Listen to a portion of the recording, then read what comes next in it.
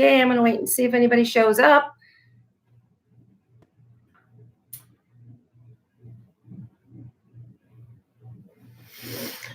See if anybody shows up.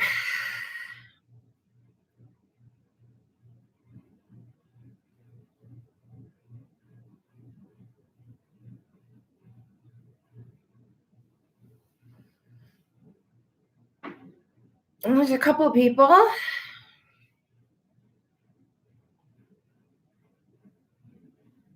Who's here with me?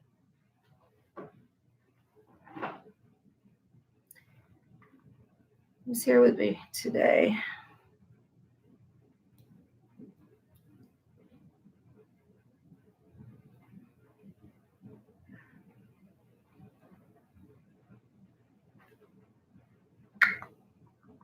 All right.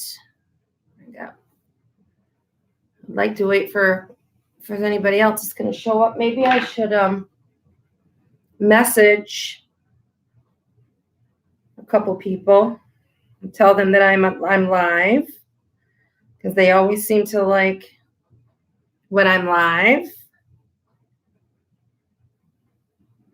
I'm live on YouTube right now. So who's here with me?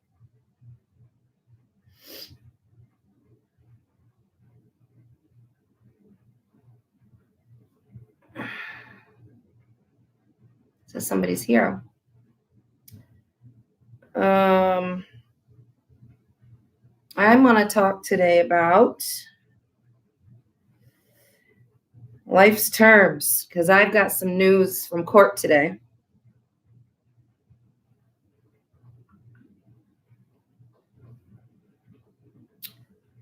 And what is her name?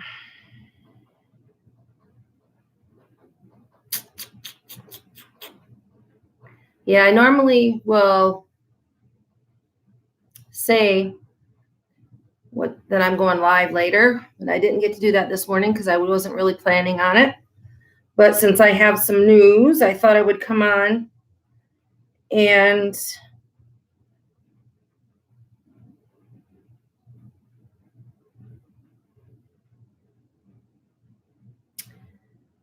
shoot, come on in.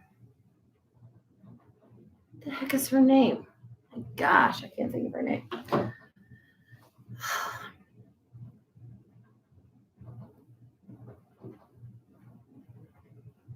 All right, well, I'm just going to start.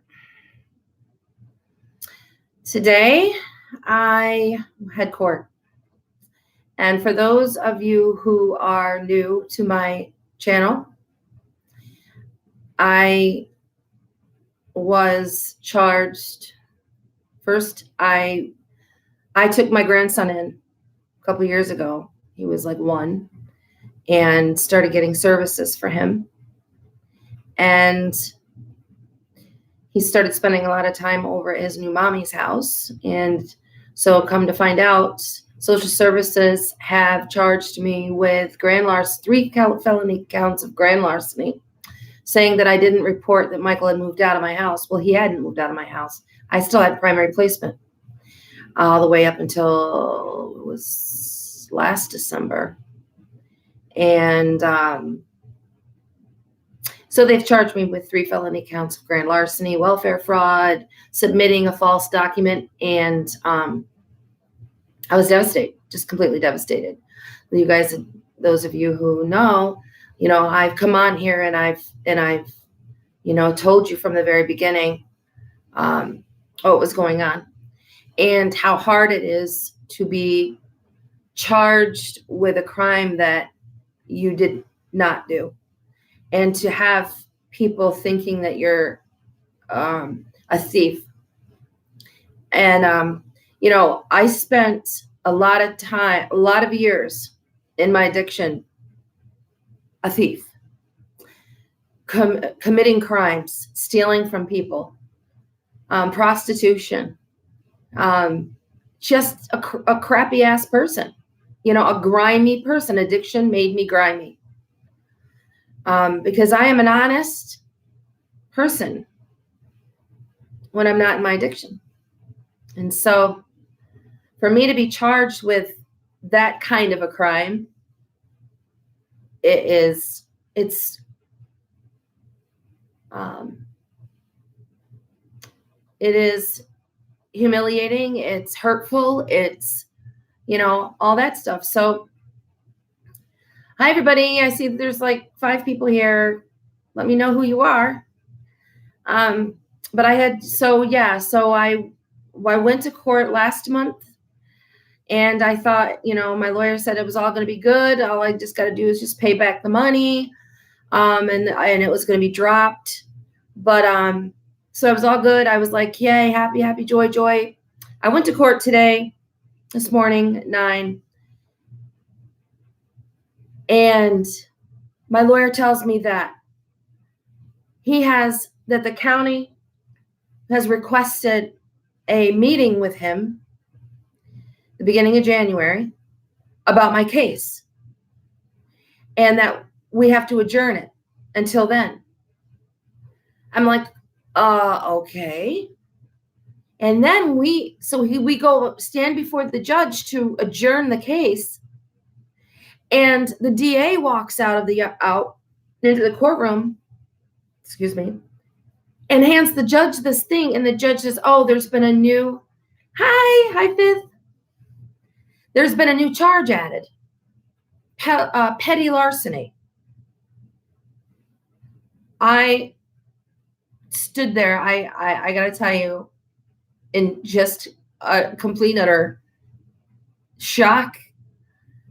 I wanted to start bawling, because I was under the assumption that today I was going to be going, and, it was going to be, maybe they were going to plead it down to a misdemeanor, which I don't want to plead guilty for anything that I didn't do, but I don't want to go to trial for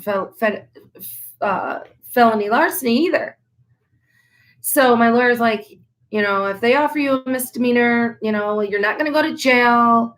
But I'm like, all right. I mean, if I, maybe conditional discharge or something. So I'm expecting it all to be done today. And then I get up there and I got a new charge after all this time. Hey, Tara. Yeah, you should be paying attention to your professor. You're in school. And so I'm just, I'm going to tell you, to be honest, it's getting to me, because I already have this thing that I'm trying to get over, like the universe is against me. And so, when I thought it was just going to be gone, I thought it was going to be all taken care of, and now it's not. And there's a new charge why a new charge? It's just, they are gunning for me. It's like I am America's most wanted. And I told my lawyer, I'm like, I have been on disability since 2002. Before that, I had been on food stamps, raising my kids and stuff. I've never defrauded the government, ever. I have, no priors. They act like, I don't know, Tara. That's the thing. I was arrested and charged with certain charges a few months back. And then today, boom, petty larceny on top of felony grand larceny. I'm just, and now that my lawyer how my lawyer's going to meet, they want to meet with him on this. What if they don't offer me a misdemeanor? What if I'm going to have to go to court for felony grand larceny? It's just, now the fear is back, and I'm scared. It'd be different if I was guilty. I'm sorry, I don't mean to cry, guys. I don't.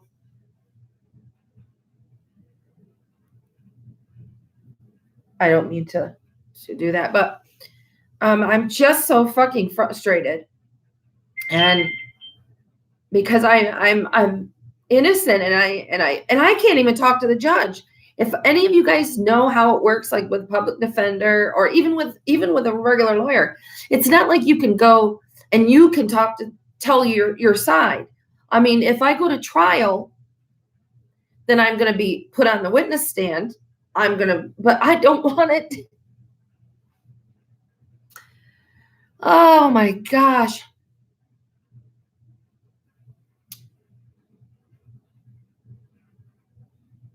Yeah, we had a pretrial conference last month. And but now the county seat, which is Little Valley. So the Little Valley wants to take it to county court. So they want to talk to my lawyer and take it to county court. And the only way they can take it to county court is if they're charging felonies. I mean, it's craziness. So, you know, in dealing with life on life's terms as an addict, I suck at it. You know, I escaped. I ran from all my issues for so long that now that I am doing it with nothing, dealing with my issues, dealing with my feelings, dealing with my fears, when I could just, you know, put a needle full and then everything's gone for a while, you know, and it's even after 5 years, I still, like today I've been craving. You know, I told Bernie, I'm like, I'm craving, like I am craving big time. I want to escape this. This is not fair. This is not right. And here I am, like I'm in recovery. I'm trying to do right things. I can't stand up for myself. I can't tell my side. And I feel like I got duct tape over my mouth because you're not allowed to speak. My attorney, this is the second time I've seen him, and we've only talked for 2 minutes. And so he doesn't even know me, you know, and I'm frustrated about that. And so, you know, yeah, do I want to escape? Absolutely, I want to escape. More than you'd even know. I'm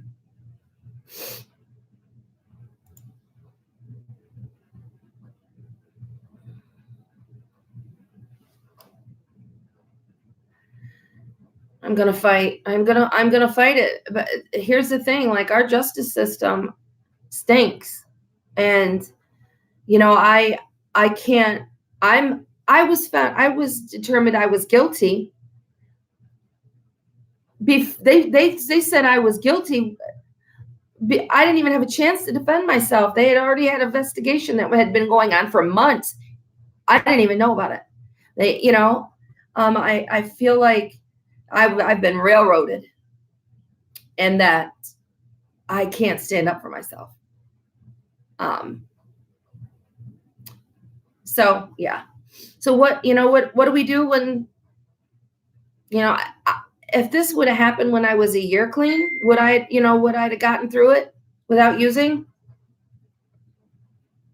I hate to even think. That, because I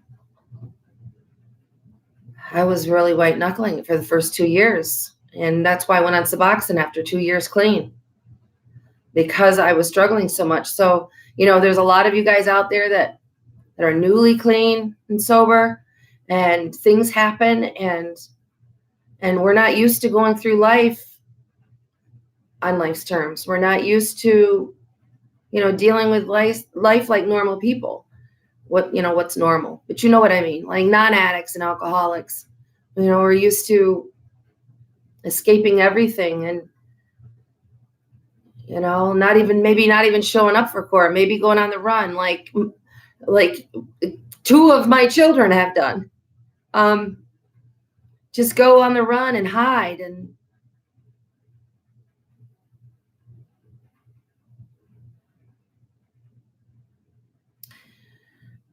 I got arrested in Rochester. When I went to court, I pled guilty on advice of my attorney.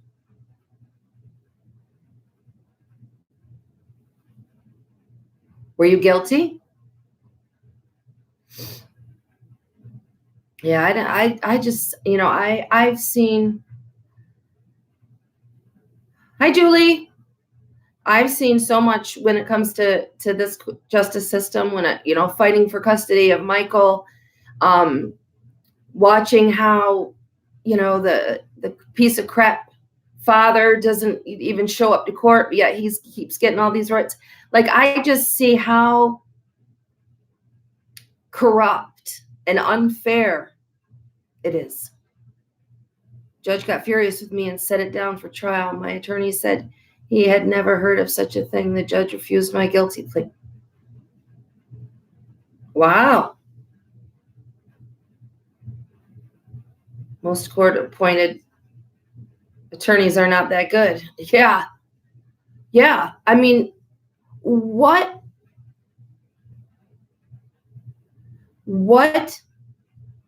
attorney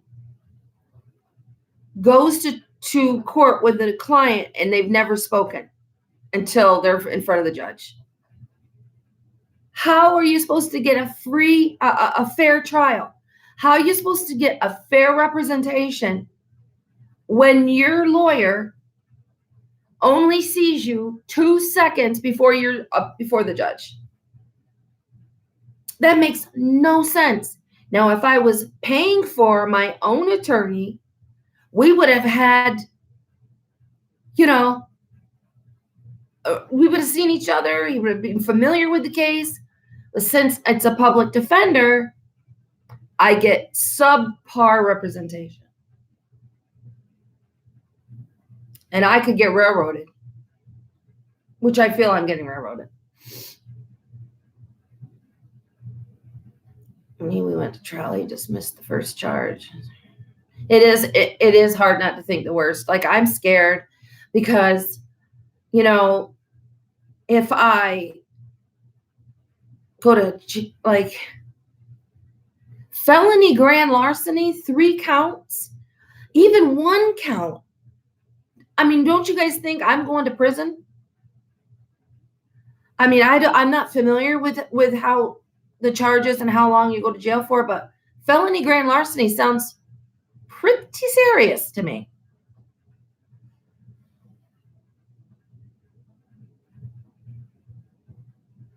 If you go down that road, we're still left with the original problem we ran from. True. And see, now, I'm able to play it forward better now after doing it for this long. And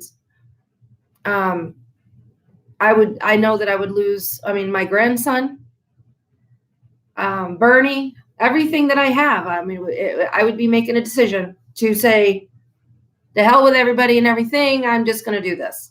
And I've come too far for that, but doesn't mean that I'm not craving it. Doesn't mean that I'm still not wanting to escape. Call the county prosecutor's office and ask for a change of public defenders. But Tara, would that really change anything? Because I can do that. My public defender in the custody hearings that I had for my grandson was the same way. I called to try to get in to see them before the trials, before the courts. I would never get calls back. It's just ridiculous.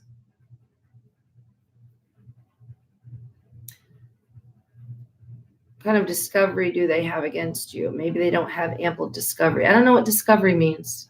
What does discovery mean? Well, here, they interviewed all these people that I don't even know to say that Michael spent more time over at his new mommy's house. And that's what this is about. Did he spend enough hours at my house or not? So based on that, I'm this, I don't know what discovery is. Because he told me last time that it was just going to be, anyway. The thing is that, yeah, we have no rights and we are not free. That's right. When a person, I mean, have you guys, like all these people that are in prison that are innocent, that were on death row and are innocent, that have died and were executed, that were innocent. And now that DNA evidence is just so prevalent, people are, they're realizing people are innocent. Dr. Phil just helped this guy that was on death row, that was like scheduled to be executed in like a week. And he's innocent. Dr. Phil went and he helped him. And luckily he's got a new trial, and because there was evidence that wasn't allowed in the trial that proved he's innocent. And so, it's really opened my eyes up, guys, to, just because somebody's went through a trial and got, one of our biggest rights is that we're innocent to proven guilty. That there are people that are going to trials that are sent to jail for nothing, just and on hearsay and eyewitnesses and lack of evidence. And I mean, listen, you have millions of people that have claimed to see Bigfoot and aliens, and they're looked at as they're crazy. But yet you can go into court and say, oh, I saw so-and-so rob whatever. Okay, he's guilty. Let's lock him up and let's take his life for it. It doesn't make any sense. It really doesn't. And I have learned to not judge. I am learning not to judge. Just because somebody was proven guilty in a court of law does not mean they're guilty. And one of my best friends who I ran with back in Mount My Addiction, she was who inspired me to get clean. She got clean. She's in law school now and kicking ass. And she wants to go and she wants to be a lawyer and a defense attorney and help people that are being railroaded, because she's seen it so much. And she wants to help addicts. She wants to help addicts get fair trials and get into recovery instead of prison and jail. You don't send somebody to jail because they're an addict. That's not going to help. As a matter of fact, like my son is in prison. He's been in prison for 7 years or more. He's done more drugs in prison than he did when he was out.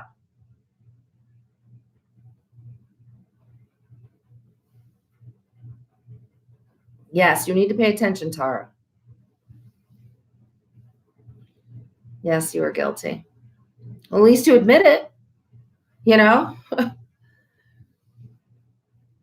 But, sending my son to prison on a drug offense because somebody said he stole their Xbox or some craziness. He's been in prison for 7 years on a stolen Xbox.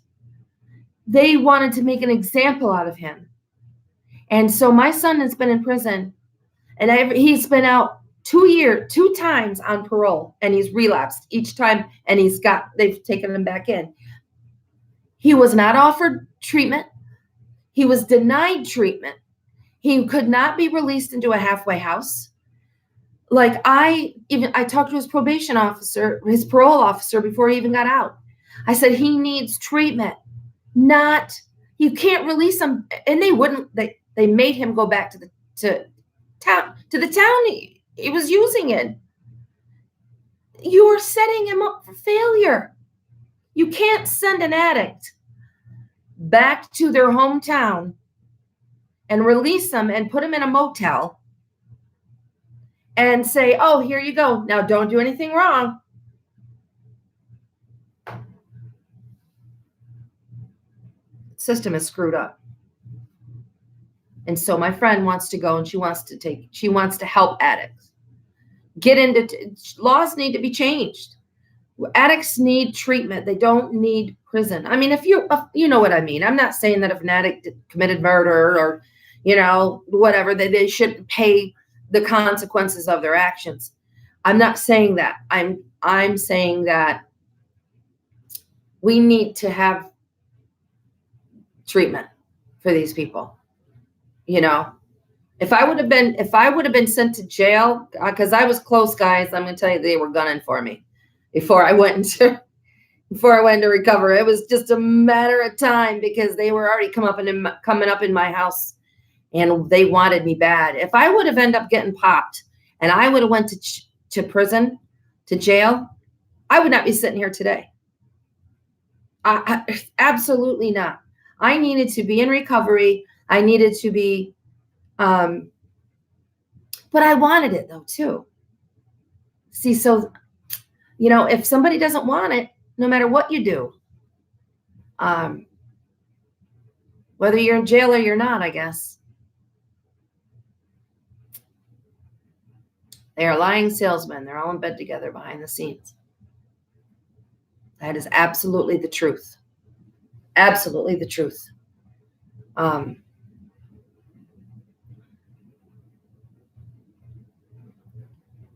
Discovering meaning, like what kinds of facts do they have of the case or legal information do they have about your case?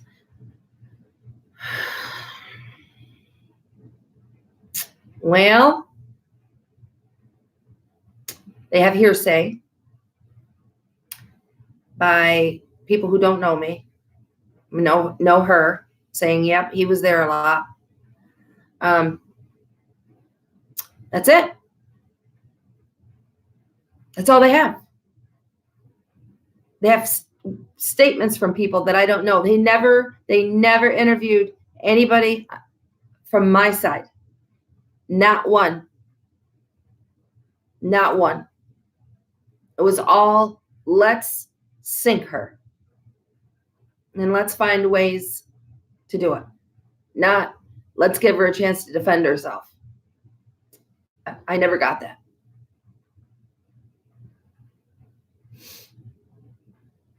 Any kind of a past, they treat us like, I really have not wanted to go there thinking that my past is being used again. They even went to my other YouTube channel. And when I would talk about how Michael was at Angeline's, or I didn't want to say her name, at his other mommy's house, and try to use that as evidence against me.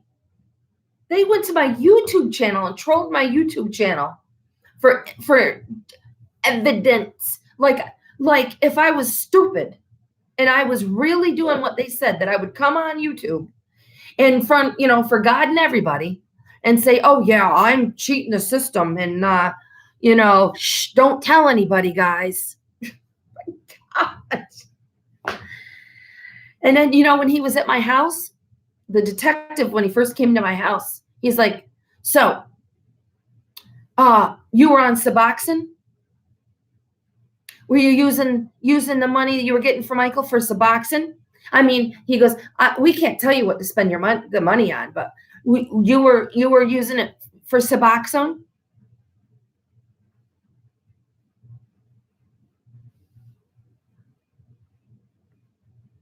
So it's pretty, there's a pretty good chance that I am being railroaded because of my past. When he said suboxone, he made it sound like it was dirty, like it was just this, your suboxone, for your suboxone, you know?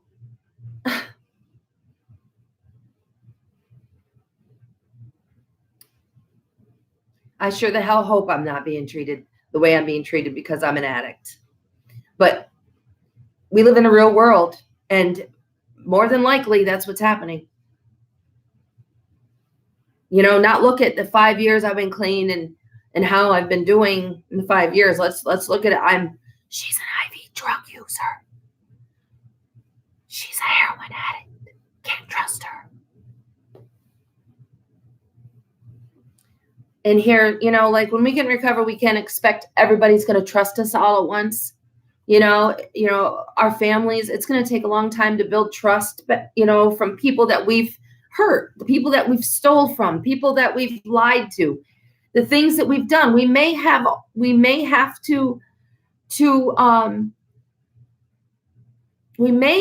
pay for things that we've done in our addictions, but we shouldn't have to have it held over our head for the rest of our life. You know, if we should be starting to build a trust and get benefit of the doubt after a certain amount of time, and not be held, you know, like have it held against us. It's not right. That's what you need to give to your attorney: statement facts that benefit your case. If you don't have prior conviction of this charge, you can't get it adjudicated.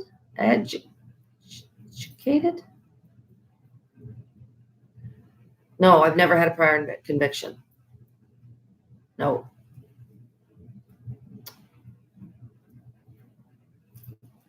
Here's the thing, Tara, though. My attorney doesn't want my statement. My attorney doesn't want to talk. He doesn't even want to fucking talk to me. I've talked to him probably a total of 3 minutes in the last 2 times, in the only 2 times we've ever seen each other. He doesn't want to know. He doesn't give a shit. They're just there to, I don't know what they're there for. I don't know, but discovery is when they ask for testimony from me or from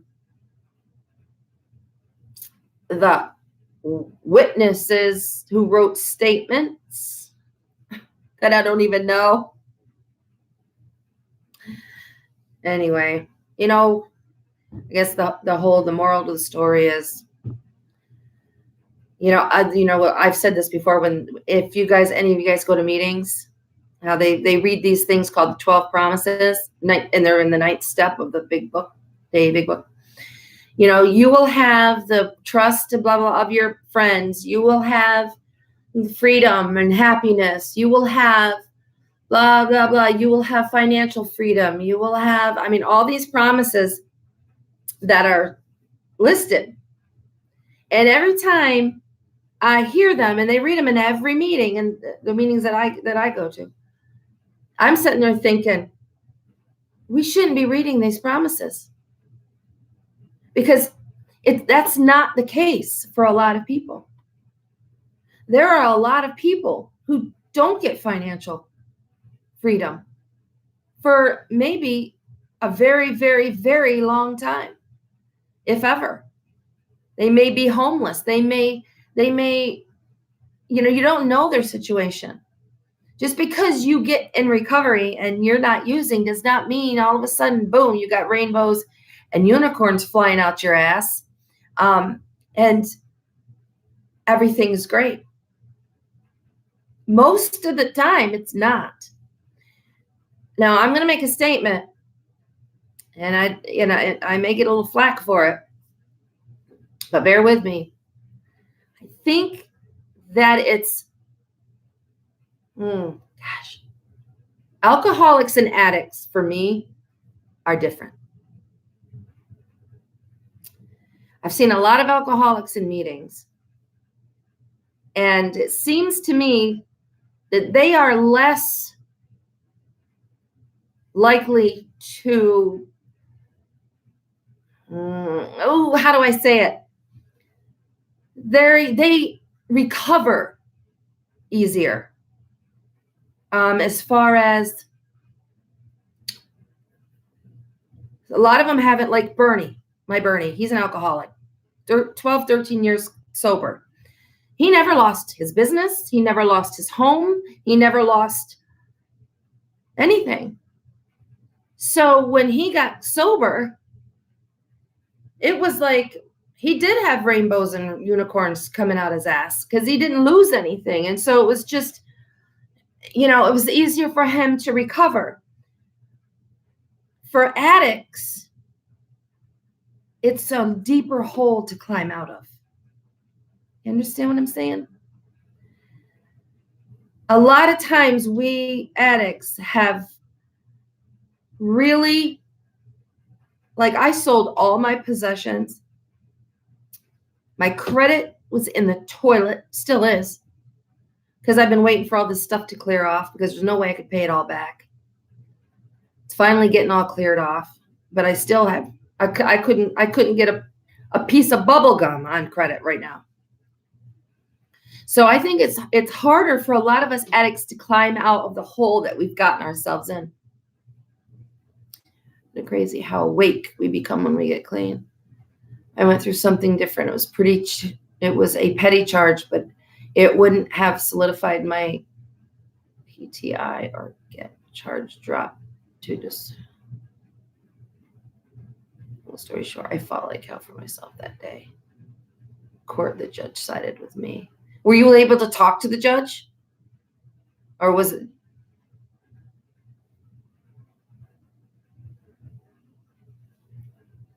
But anyway, so what do you guys think? Do you think that, I'm in no way saying that I think alcoholics have it easy. I don't think that.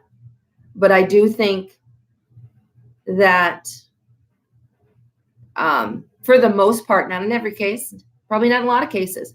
I mean, if you're out on the street and you're in the gutter drunk, alcoholic, that's probably a different situation.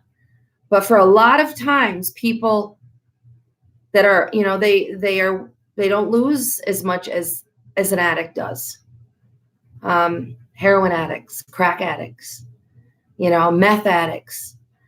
We go down deep. When we go down deep, guys. There was nothing off the table. I would have, like I've said before, the only reason I wasn't homeless is because I had a great enabler.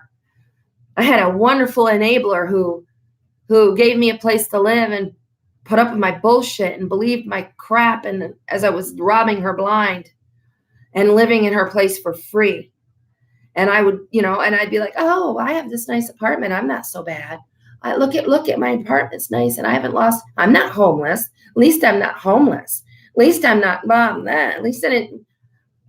Listen, it was because I had a woman who took care of me and paid my fucking bills. Because she knew nothing about addiction. And I was good at lying and she believed it.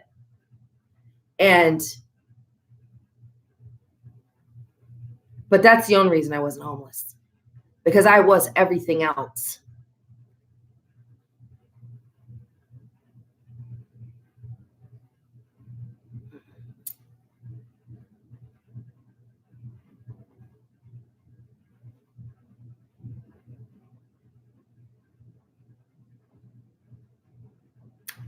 Hey, Leonard. Glad to see you. So, yeah, I think that we, we're told that all these wonderful things are going to happen in recovery, and when they don't, and you're in recovery, you're homeless, maybe you get thrown out, a partner leaves you, you get falsely accused of something, whatever. It could look like it's not worth it, but it is worth it. Because I don't know who said it earlier. Can you imagine what trouble I would be in if I made the decision to go back out over this or to run? My decisions in this situation are so important because I can go and prove them right and act like an addict and an irresponsible one and go out and they'd be like, see, worthless addict. Or I can, like you guys have been saying, fight for myself. I can act, like go through this with grace and maturity and just, lean into you guys. I was upset. I'm craving today over this. And I come on here and I'm doing this and you guys are helping me. Knowing that you're there, knowing that you guys are there for me makes all the difference in the world. We have each other. When we're in recovery, we're not an island. We need others. We need each other. Yeah, Tara, I'm on disability. I'm on a fixed income every month. I don't have, like I said, I don't have credit. And so my ability to pay for an attorney, I just can't. That's just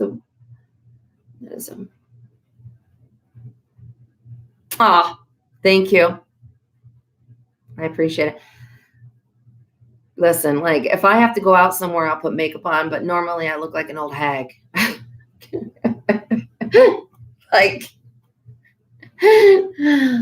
don't have to impress anybody, then I'm going to be,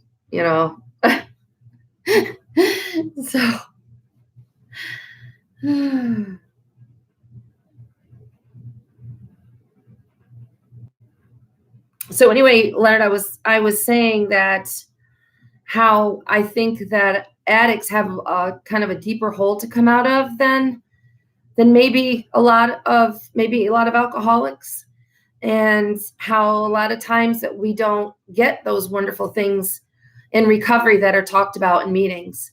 And I wish I had my book around. I would read it to you guys on the 9th step promises. The love and respect of your friends and family, and financial worries are gone, and the peace and serenity and just la la la la la rainbows and sunshine. And so, yeah, life on life's terms can get pretty lifey sometimes. And it can cause us to just doubt whether we want to be in recovery or not. Is it worth it? And those thoughts have gone through my mind so many times. And if I don't run this by you guys, if I don't run it by people I trust, if I don't run it by people that care about me, and I just leave and I'm just alone with my thoughts, that's a dangerous place for me to be. I cannot be left alone with my thoughts, because I was ran by my thoughts and my feelings for so many years. I did what I felt, and I believed everything I thought. If I felt like doing it, I did it. And if I thought it, then it must be true. And one of the biggest things that I have learned in recovery is to challenge negative thoughts and lies that go through my brain. Challenge the feelings, because they're just feelings and they're not going to kill me to have them. They're good. They're uncomfortable. Yes, but they're not going to kill me, and they will pass. This too shall pass. I allowed all my feelings to rule me, and I ran like an animal, and the animal instinct to escape was the number one driver in my life for so many years. It's like we have blinders on and all we can see is escape, escape, escape, escape, escape, escape. And when we come into recovery, we take off those blinders and we look around and we have to start seeing life as it really is. And it is like we have to start acting more responsible. We have to start thinking more logical. We have to grow up and stop following our feelings like a little toddler. We have to challenge those things that come in. If we don't, we're in trouble. If we just think it, therefore it must be true, we're in trouble. Because I don't know about you guys, but I have a lot of negative self-talk, and I don't think I'm alone here.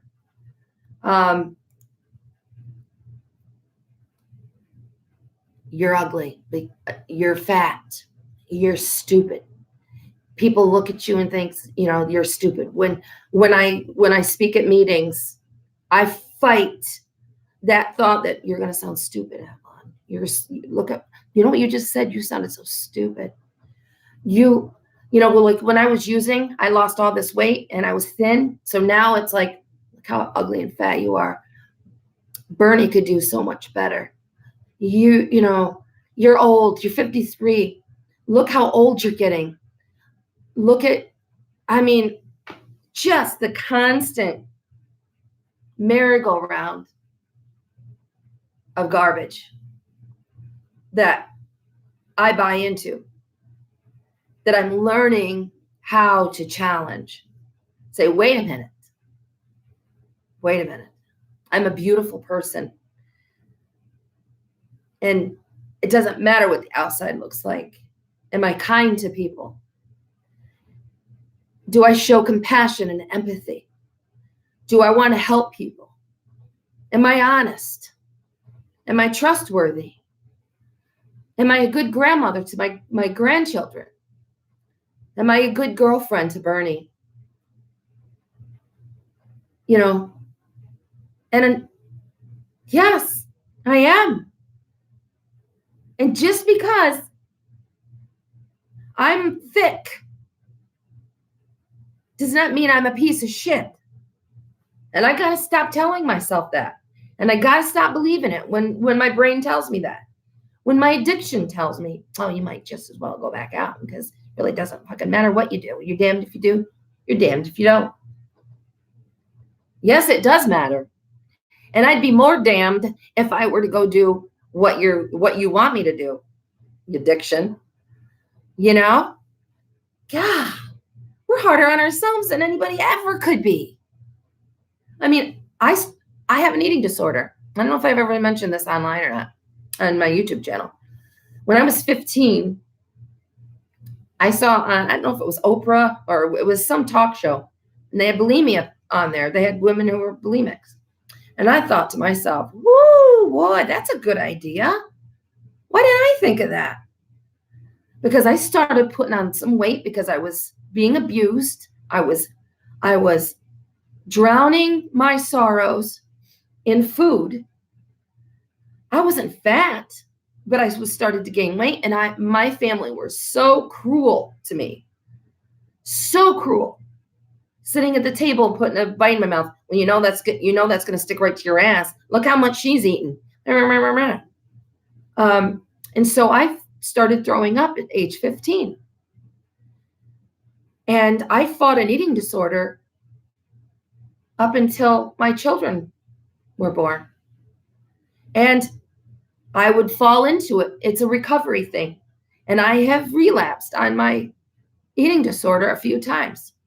I'm also a cutter. I self-harm. I haven't done that, and I'm going to say probably 7 months. But I relapse on cutting because I allow garbage thoughts to affect how I feel about myself. Or a comment, somebody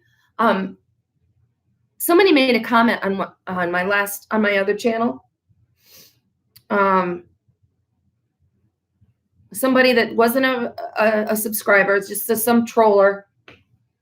Well, you don't look very healthy. You look fat. So, and I read that, and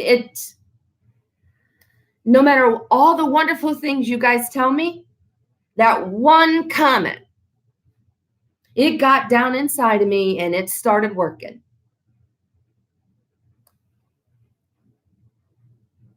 Because why do we do this to her? Why do we do this?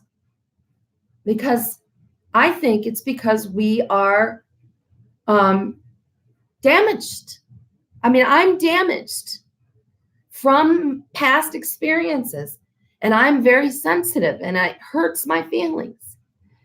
And it says to me, see, all the horrible things you think are true. See, other people see how horrible you are. See, that person, and it validates all that negative self-talk that's inside of me.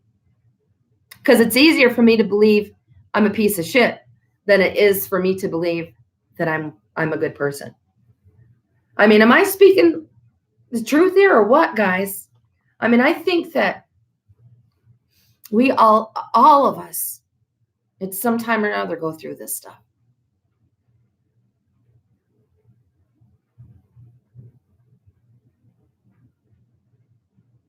I was in the emergency room in Rochester. Thank you, Leonard. I really appreciate that. I really do. And, I think, Leonard, you should go on. I was telling Nicole the other night on one of her live streams, she was talking about having people on. And I said, why don't you ask Leonard? Because she wants to have a numerous genre of people. And she says, I would like to have some African American in recovery come on my show, come on my channel. And I was like, what about Leonard? He's got an awesome story of hope, of recovery, of helping others. And Leonard, I think that you would be awesome on her live.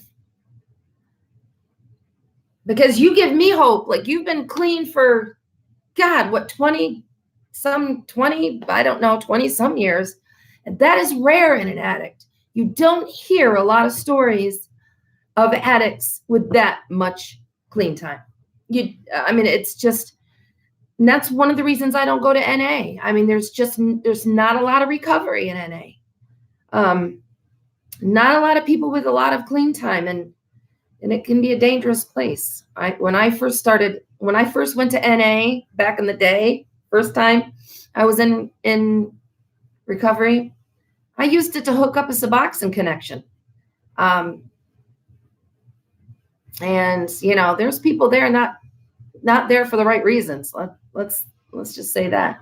Good. I hope to see you soon on there, Leonard, because you've got a lot of good that you can say to people.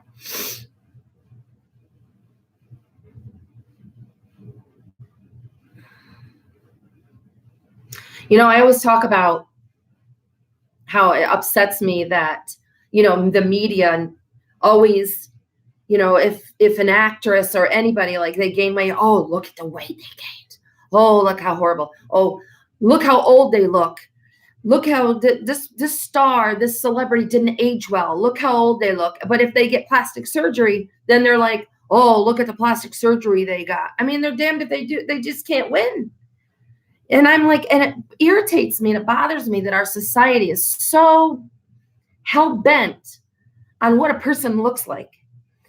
But I do the same thing to myself. I look at videos of me when my first son was born. I was 25. And I look at that and I'm like, oh. I didn't have all this hanging down eye stuff. And so I look at it and I'm like, look how much I've aged. And I can use that to hate on myself. Age is age. I can't fight it. So for me to try to fight it is just foolishness. Foolishness. me to try to attain some weight that everybody's just going to be so, oh, look how nice Avalon's body is. I mean, it's just foolishness. It's what it is. Because I like to eat. I like pizza. I like cheesesteaks. I don't eat them all the time, but I don't want to live a life where I can't eat something because I'm so afraid of what people are going to think about my body. That is no way to live. And I'm not going to start throwing up again. So I just have to work on acceptance. Accepting who I am. I mean, I could try to eat healthier and get more exercise. Yeah, I mean, I'm not totally powerless in this. I mean, I have a say. I mean, but I don't want my motivation to be what other people think about me. And that's what it would be. It'd be more about what other people think about me than me. I have a man that loves the shit out of me, that worships the ground I walk on. Why he loves me so much is just baffles me, how good he is to me. And I don't need to impress anybody, neither do you. But what we all need to do is start challenging that bullshit that we're believing. Just because I think it doesn't make it true. And if somebody stood in front of me and started calling me names and saying stuff about me, I would put a stop to it. But I don't put a stop to me putting myself down. Oh, it's got to change. It's got to change. We got to stop that, guys. We've got to stop being our own worst enemies and start accepting that life gets lifey, that feelings are normal and we can get through them, that we are good people. We just made bad choices. And, start making one right choice after the other. And before you know it, change is taking place. That's how change takes place. One right decision at a time. Challenging each thought. Challenging thoughts. And it brings about change. Before you know it, Hey, Richard. Yeah, I sent you a message saying I'm live. I've been on here almost an hour. Holy crap, guys. That's crazy. I can run my mouth that long.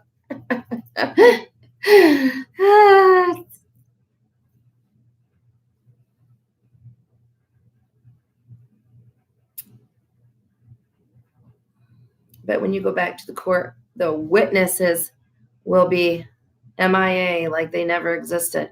Listen, they're only witnesses on paper. That's the thing. They wrote statements. And I mean, I don't even know. Like I said, I don't even know these people.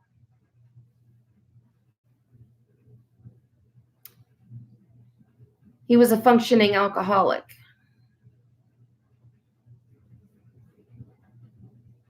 Get those voices out of your head. You're beautiful inside and out, Avalon. Thank you. So are you.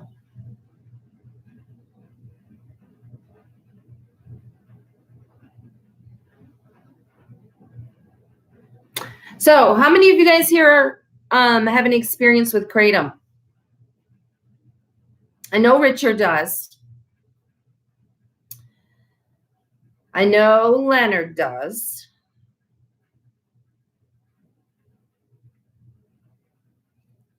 Oh, another thing, guys, I wanted to talk to you guys about was the microdosing. I'm not going to say, I'm just going to say microdosing. If you want to go Google what that means real quick, is going very well. Julie, you still like, is it every day? Is it just that you did it, had experience? Just wondering how you all are doing on, and here's the thing. The microdosing is, I every other day, I microdose 0.01, 1.01, not 1 gram, 0.01, very teeny amount. And all it does is just lift the depression off. I mean, it's like somebody switched on a light in my head. And I am just elated with it. And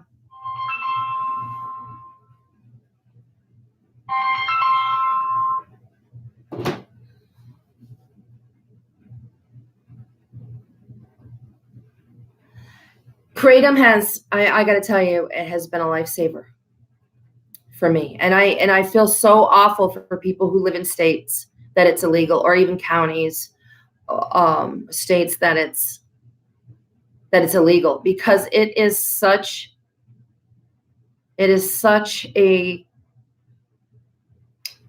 a lifesaver. And that's why I wanted to call my channel Natural Recovery Addiction Recoveries, because there are natural things out there, guys, that can help with our addiction. And we don't have to just suffer with nothing.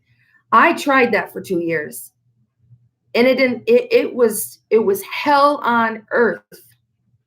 Hell on earth.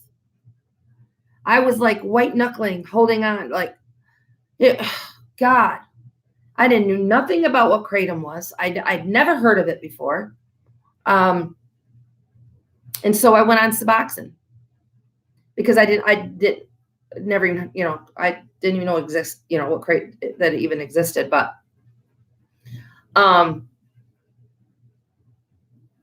once I found kratom, it was like, and now the microdosing.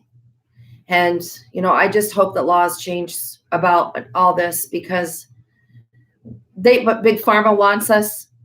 Big Pharma wants us on their shit. That's the bottom line. And I don't want to be on their shit. I was on their shit I was on their antidepressants, every one under the sun, you name it, I've been on it, and it never worked. There was just so many side effects.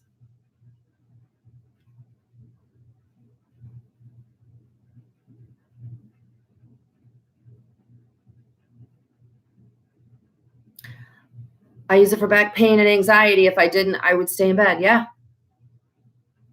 Yeah. Me too. It's a miracle. I'm afraid I would abuse. Kratom? Julie?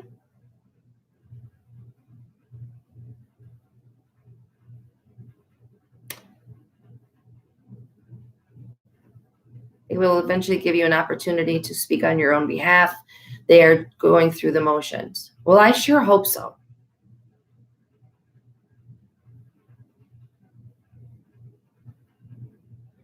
If you sold kratom, I would be your best customer. Me? Did you ever get a hold of that farmer? He had, I ordered keys off of him, and I'm going to tell you, it was fire. I just don't need kilos. And that's why I stopped ordering from a farmer's, because they will only send it by the kilos. I don't need all that. And I don't want to sell it. I can't handle you have to have the testing done. You have to packaging. You have to have a clean room. There's all these rules, and it's not my thing. You're afraid you abuse, so kratom. Okay. I mean, you know your limitations. We all have to know our limitations. For me, the few times that I've taken too much, it's either when I'm trying a new vendor and I take my normal amount, and if it's a really good kratom, and if I take too much, it makes me sick. So for me, kratom's abuse proof. Because if I take too much, it's not a fun ride. I hate it. So for me, once a day is enough. Once a day. If I try to redose, now if I'm in terrible pain in my back or something and I can't move, yes, then I will redose later in the day. But for the most part, but yeah, if you've tried it and you think that that you would have got to be safe. It's better to be safe and know yourself. I mean, I totally understand it.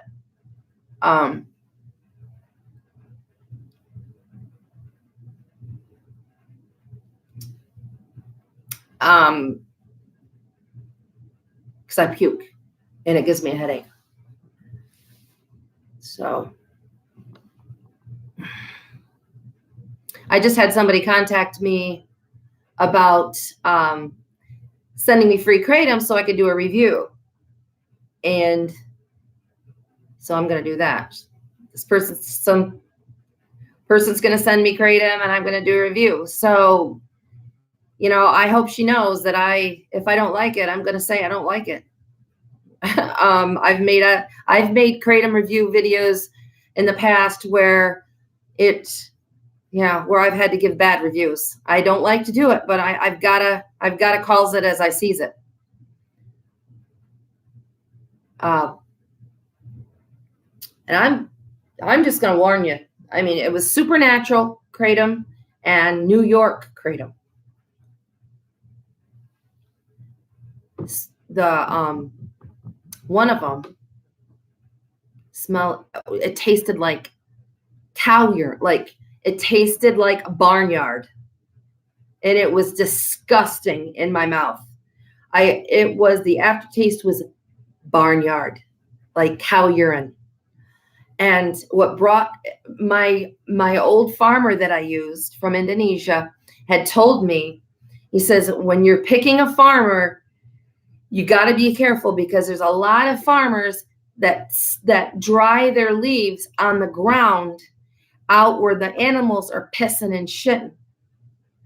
And he says, so you need to have a farmer that has an indoor clean warehouse.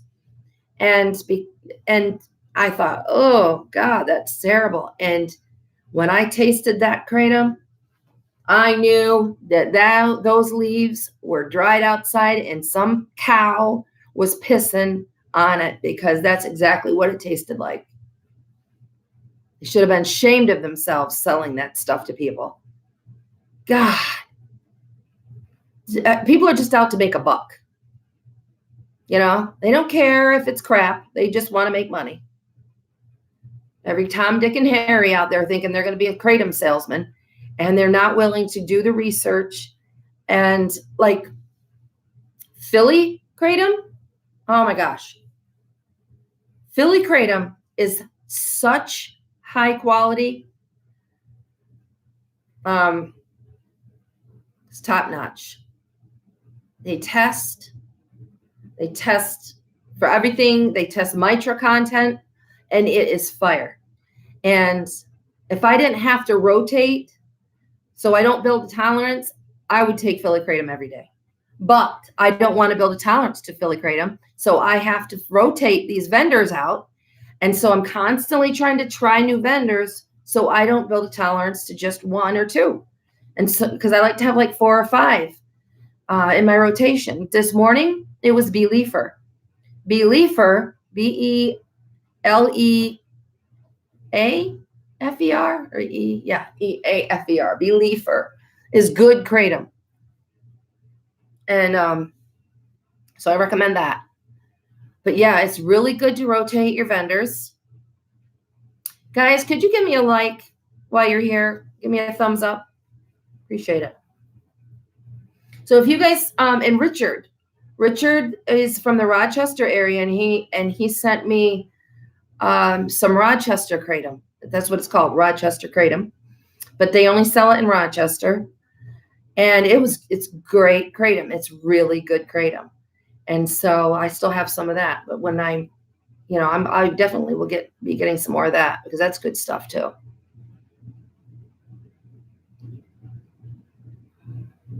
Here's the thing about surgeries. That's another thing, guys. I need knee surgery.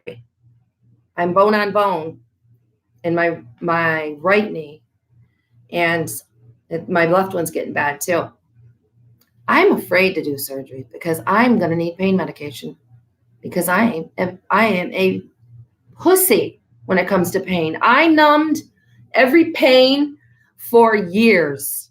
I didn't know that I had such bad back pain because I was on opiates and shooting heroin into my body for all those years, and Dilaudid and everything else, any other opiate I could get my hands on. So I had no idea how bad my joints hurt, how bad my back hurt, how bad my knees were hurting, and so now I'm afraid to have surgery because will they give me pain medication? I'm going to need it because I don't want to sit there and suffer in pain. And that's going to open up a whole nother can of worms that I don't want to have to deal with. So I've been putting it off. I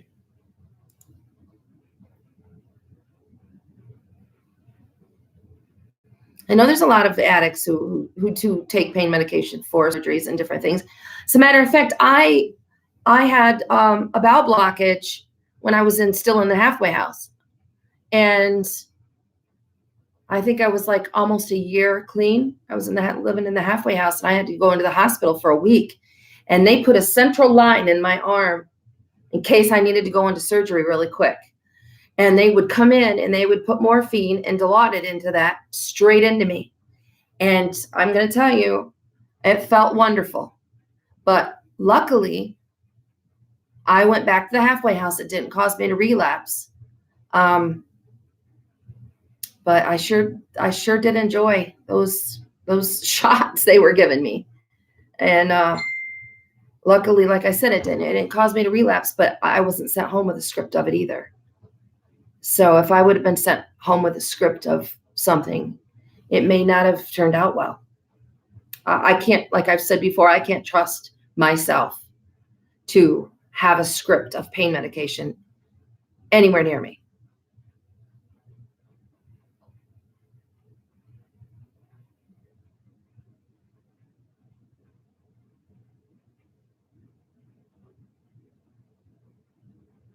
Yeah, Richard's been going through it. He has been going through it, guys. So, and that's another case of, bad things happen in recovery. Bad things will continue to happen in recovery. And so, we can't rely on life getting easier. We have to rely on us getting stronger to deal with the storms. All right, guys, I'm going to close now and listening to my rambling for a whole hour and 13 minutes. I really appreciate it. Make sure you give me a thumbs up on your way out. And brightest blessings and Goddess bless.